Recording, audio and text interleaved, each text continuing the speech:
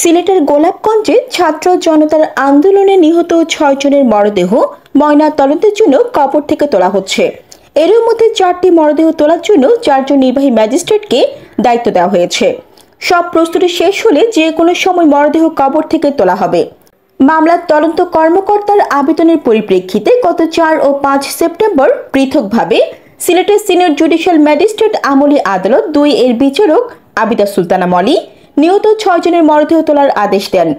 এই বিষয়ে গোলাপগঞ্জ থানার অফিসার ইনচার্জ মীর মোহাম্মদ আব্দুল নাসির বলেন, এর মধ্যে ৪ জন ম্যাজিস্ট্রেটকে ৪টি মরদেহ তোলার জন্য দায়িত্ব দেওয়া হয়েছে। দায়িত্বপ্রাপ্ত ম্যাজিস্ট্রেটদের সঙ্গে আলোচনা করে যে কোনো সময় কবর থেকে মরদেহ তোলা হবে।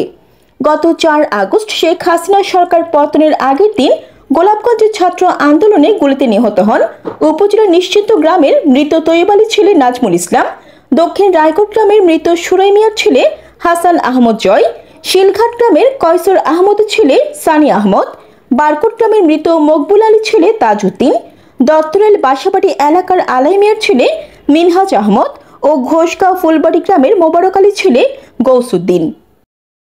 Jannatul Afsana, desk report.